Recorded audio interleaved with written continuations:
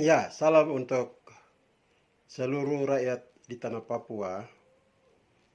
Eh, Perlu saya sampaikan hasil pemilu 17 April 2019 menurut saya itu sangat pelanggaran HAM berat di tanah Papua karena dilihat dari beberapa kabupaten menjadi ancaman yang luar biasa.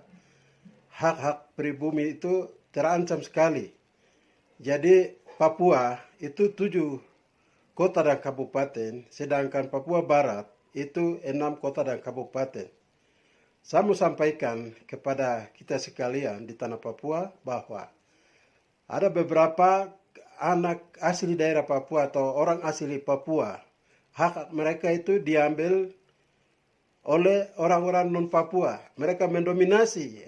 Ini hal yang perlu, ada sesuatu hal yang sebenarnya 5 tahun yang lalu itu negara harus bertanggung jawab dalam kepemimpinan Presiden Jokowi. Dia harus bertanggung jawab itu, tetapi ini lalai.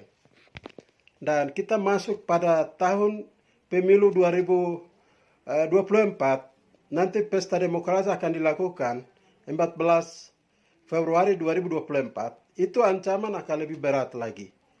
Karena saya lihat di kota Jayapura dari 40 kursi, itu orang asli Papua hanya 13 kursi, sedangkan 27 kursi itu dikuasai oleh non-Papua.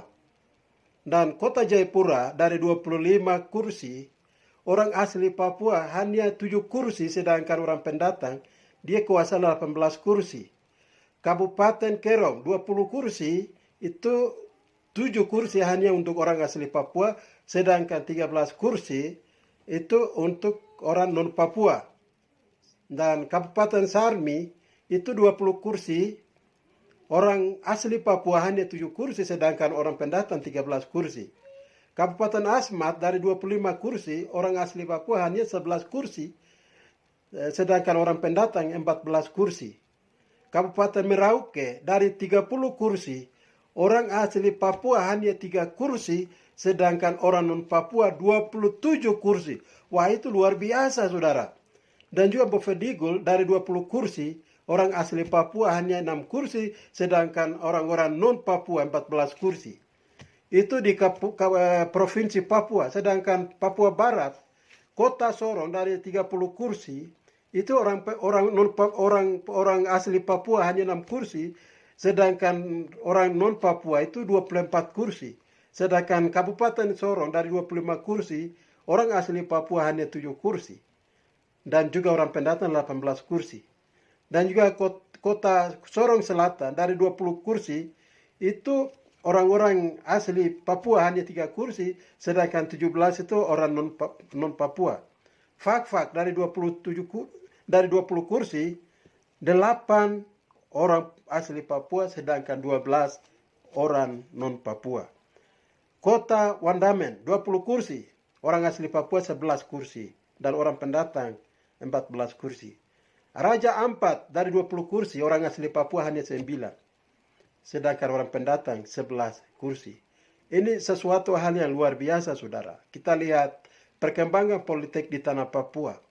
Hak sipil, hak politik anak asli Papua ini dirampas. Hak mereka dirampas. Karena DPR berarti Dewan Perwakilan Rakyat. Jadi ada orang bakal calon yang maju tanpa rakyat pun dia maju karena dia punya uang. Dan apa yang mau perjuangkan nasib orang Papua?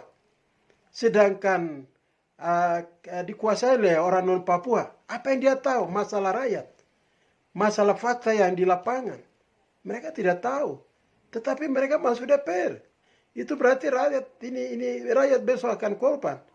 Kita belum tahu pesta demokrasi 14 Februari 2024 itu apa akan dilahirkan ya, apa yang dilahirkan. Wah, ini luar biasa. Negara tidak ada regulasi untuk perlindungan hak politik orang Papua.